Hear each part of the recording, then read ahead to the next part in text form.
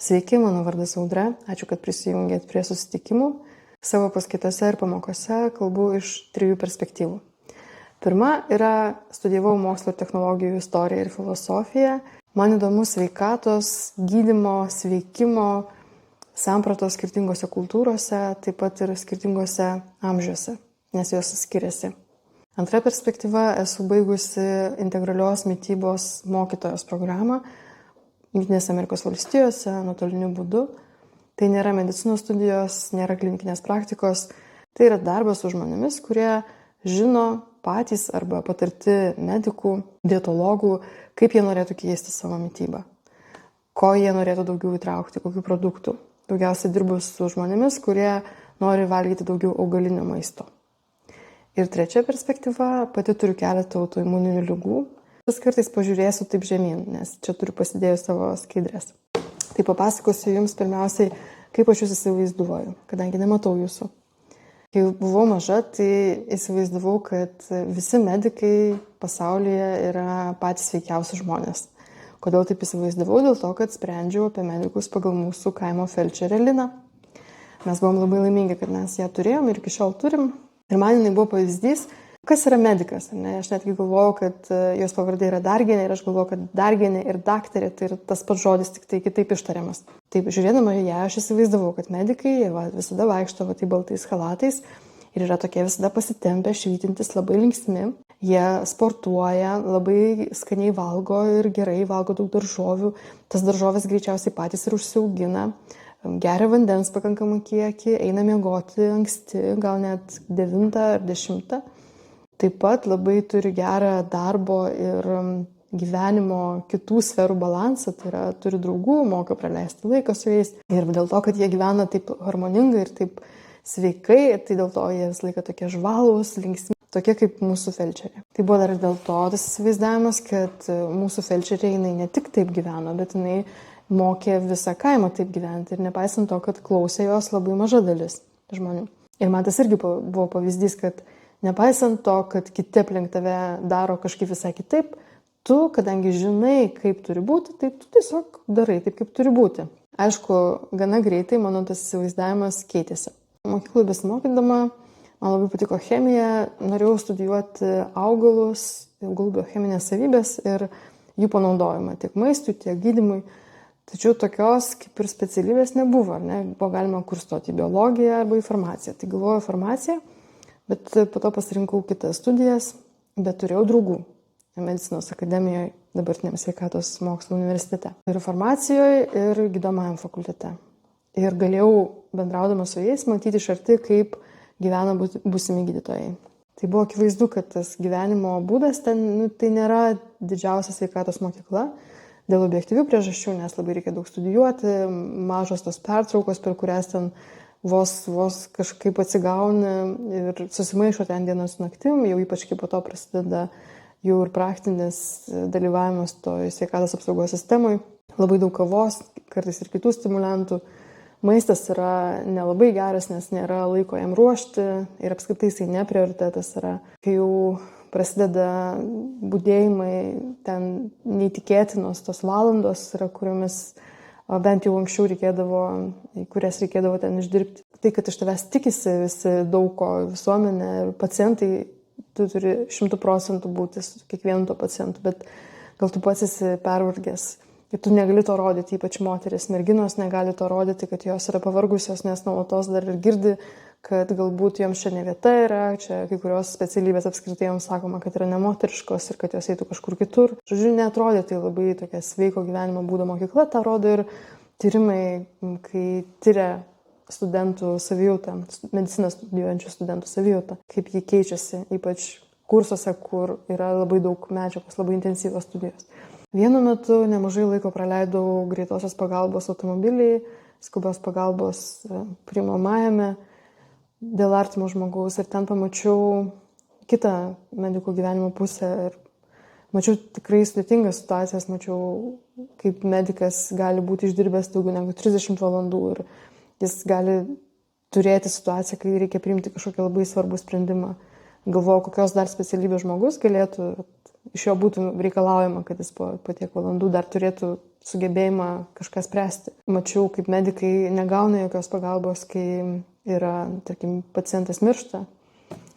Daug labai situacijų, kur man atrodo, kad tai yra neteisinga ir kad norėtųsi, kad būtų kitaip ir kad tas kontrastas tarp visuomenės lūkesčių, ką turėtų medikai daryti ir įsivaizdavimo, kaip medikai turėtų jaustis ir tų realių sveiko gyvenimo įgūdžių ir sveiko gyvenimo sąlygų, tas netitikimas, jis yra didžiulis ir nestebina tyrimai, kurie rodo skirtingose šalyse, čia ne tik Lietuvoje, kad medikų sveikatos problemos yra tokios pačios kaip visuomenės, nepaisant to, kad medikai turi daug daugiau žinių. Savo darbe nekartą teko kalbėti su medikais apie darbo sąlygas ir tas mano vaikystės įsivaizdavimas, kad medikai yra sveikiausi pasaulio žmonės, jis pasikeitė į tokią pagarbę nuostabą, kaip medikai apskritai ištveria, ypač kai kuriuose srityse.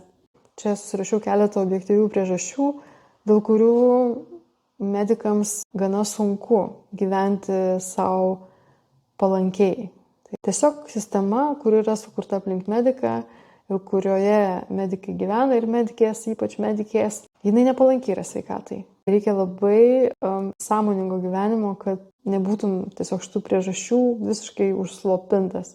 Man atrodo vien tai, kad didelė dalis medikų yra buvę geri mokiniai ir geros mokinės. Jau yra tokia sunkinanti aplinkybė. Geri mokiniai dėl to yra geri, kad jie daro tai, ką reikia, o ne tai, ką nori labai dažnai. Tai yra labai gera savybė, ne? Ir mokykloje labai skatinama. Bet gyvenime tai gali pasireikšti, kad žmogus nežino savo norų arba nepastebi, kada jam iš tikrųjų yra blogai. Nežino, kad čia jau peržengtos ribos jo.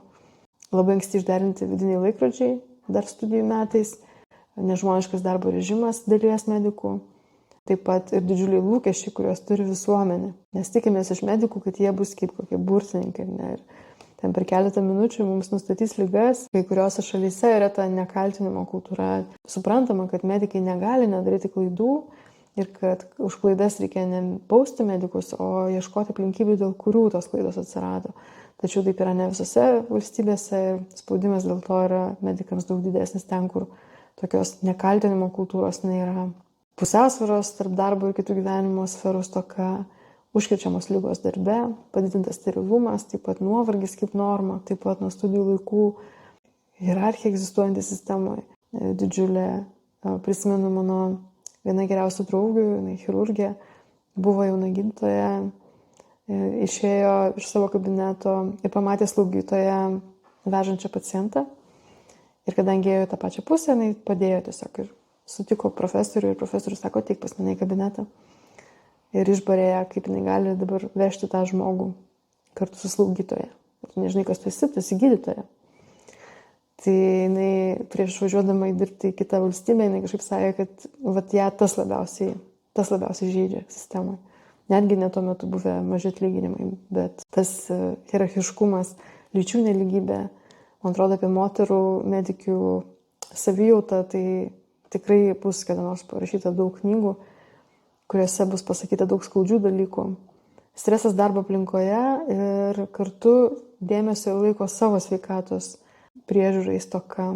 Taip pat viena iš tokių aplinkybių, dėl kurių kartais yra medikui, būtent medikui sunkiau gyventi savo palankų gyvenimą, yra toks nepilnas dalinis sveikatos supratimas, sveikatą traktuojant ne kaip visuminę, fizinę, psichinę ir netgi socialinę gerovę, taip kaip tai apibrėžia Pasaulinė sveikatos organizacija, bet tiesiog kaip ligų nebuvimą. Ir kartais netgi daug žinių, tas faktas, kad medikai turi daug žinių ir įkalinantis netgi šiek tiek tas žinovo vaidmuo stabdo.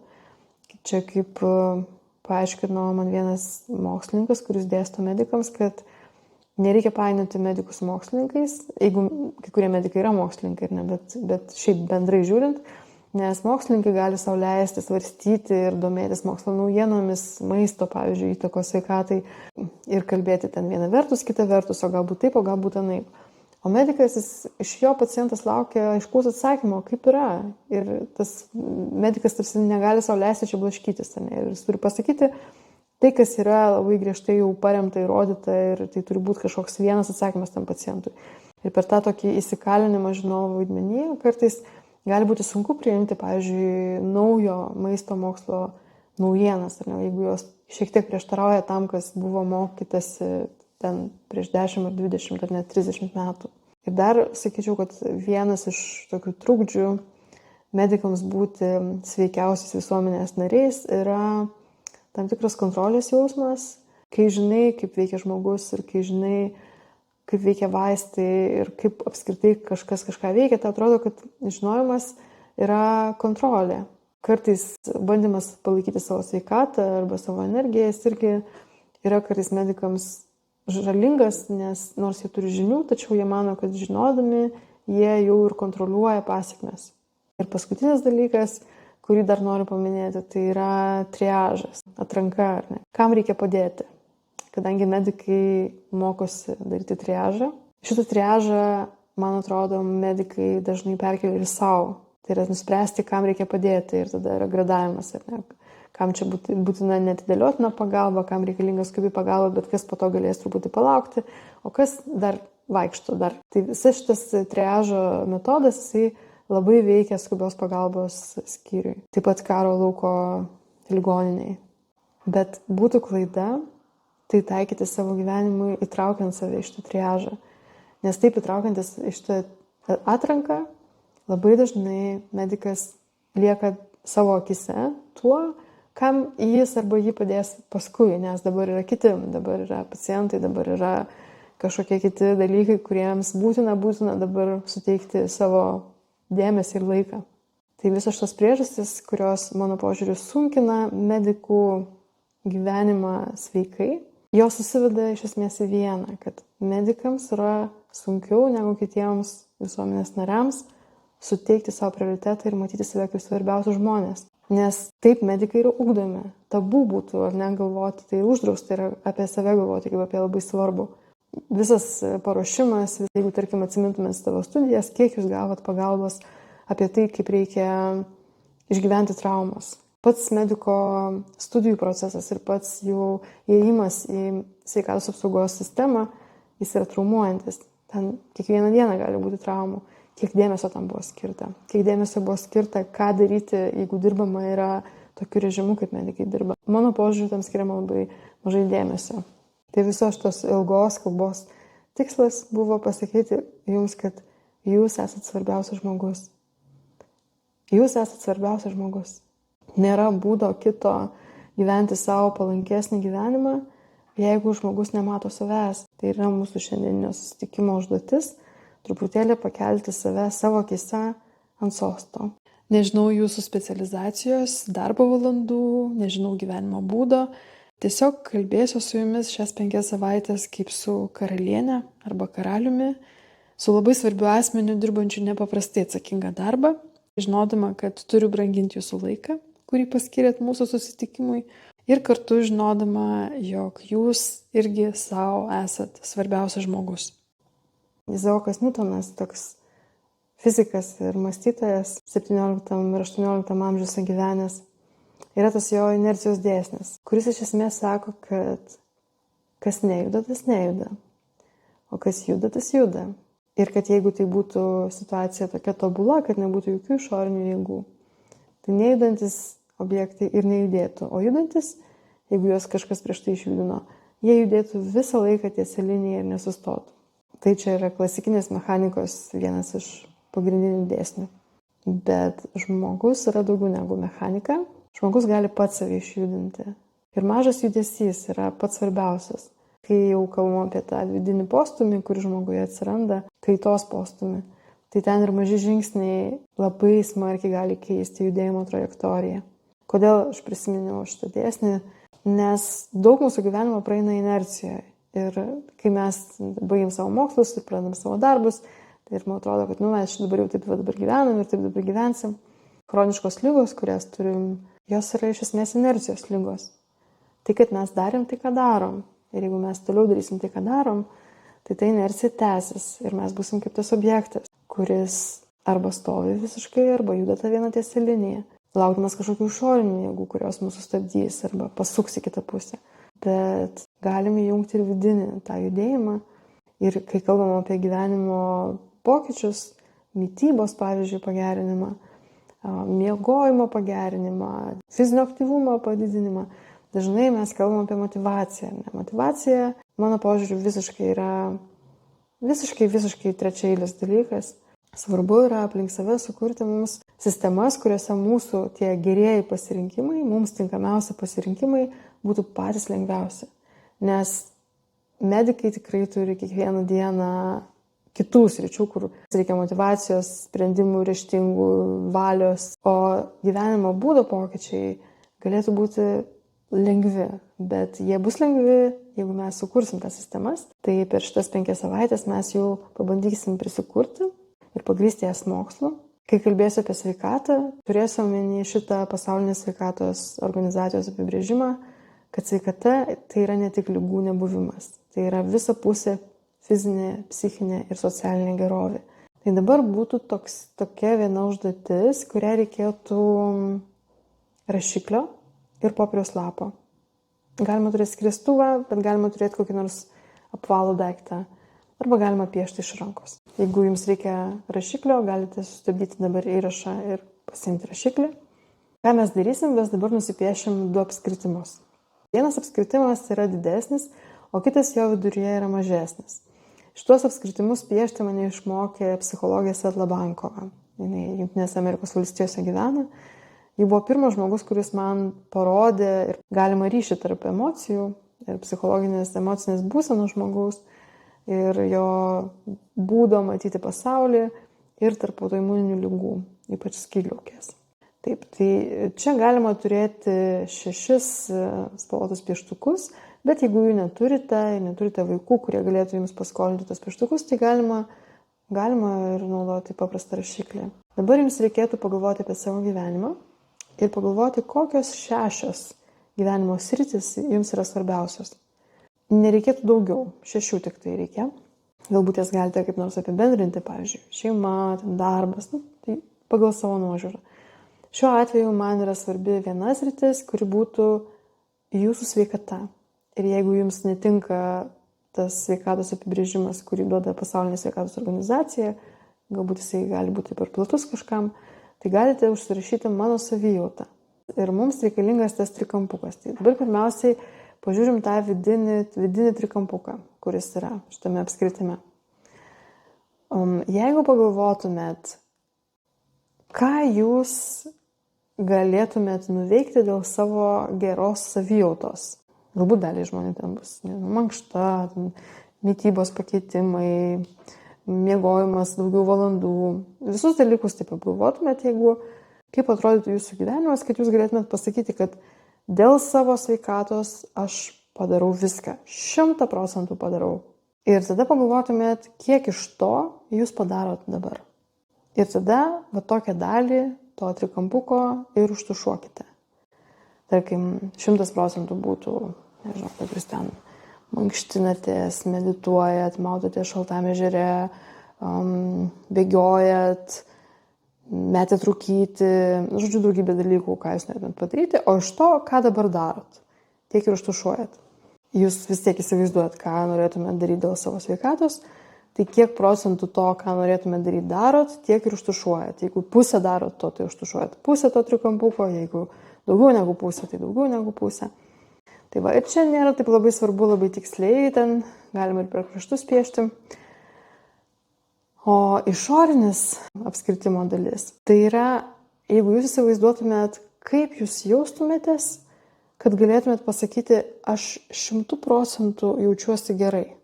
Ir tada pagalvotumėt, kaip dabar jaučiatės. Tai kiek čia būtų procentų iš to 100. Ir tada tam išoriniam irgi užtušuojat tą dalį. Jeigu jaučiatės pusiau, taip gerai, kaip galėtumėt jaustis, tai pusę. Jeigu mažiau, tai mažiau, jeigu daugiau, tai daugiau. Gal ir 100% galite užtušuoti, čia pagal savijautą.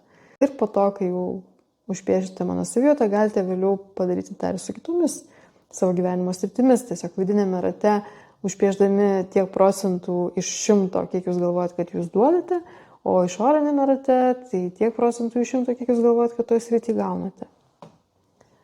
Visai įdomu save tai pastebėti ir kai pirmą kartą piešiau šitą ratą, tai visas jisai buvo tuščias beveik. Po to buvo labai įdomu paskaityti Svetlos Bankovos komentarą, kad daug žmonių, ypač moterų, kurios turi skydliaukės tokių sutrikimų, kaip aš turėjau, labai dažnai būna toks tuščias ratas. Savijauta tokia. Tai nereiškia, kad gyvenimas yra tuščias, savijauta tik tai tokia.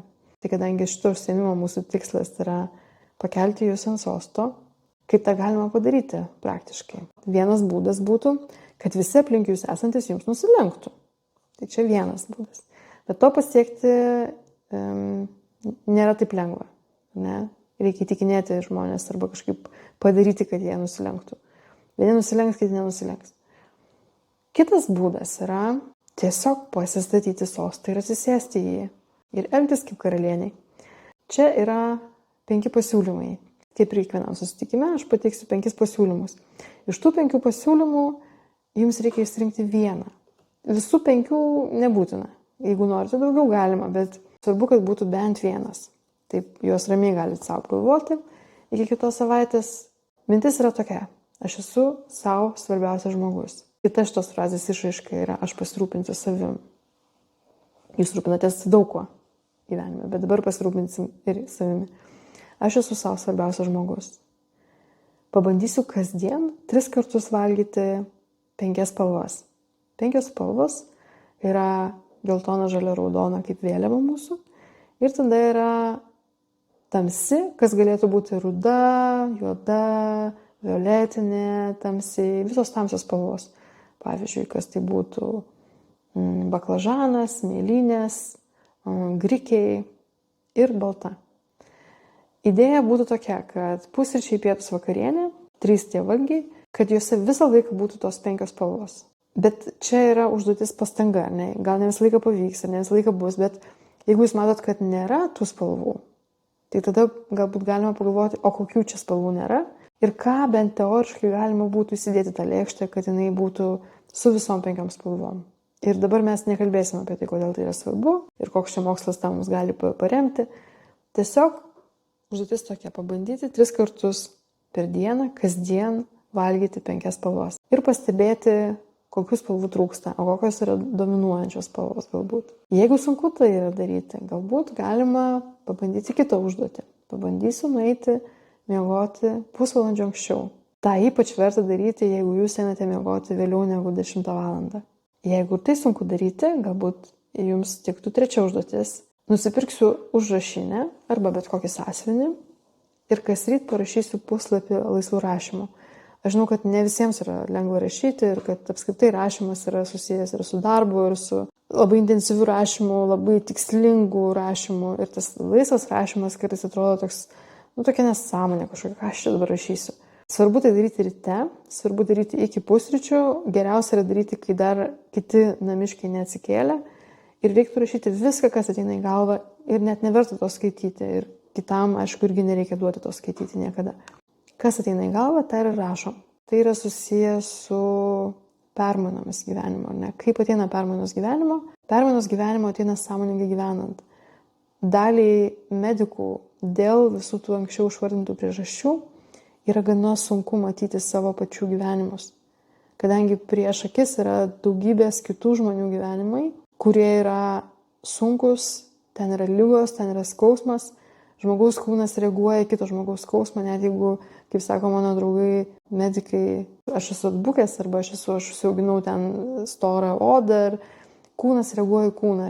Žmonės priima kito žmogaus skausmą kaip savo, net jeigu tai yra ir užslopintas tos reakcijos, ne, jos gali būti užslopintos. Ir save pažinti, ir save girdėti, dirbant tokį darbą, gali būti sunku.